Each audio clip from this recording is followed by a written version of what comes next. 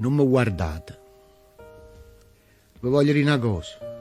Quando vi sto vicino non mi guardate.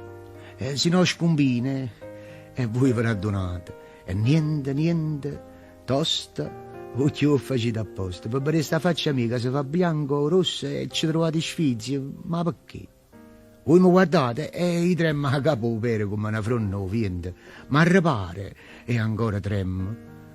Si affacciano pensieri e questo suono dolce si fa amaro.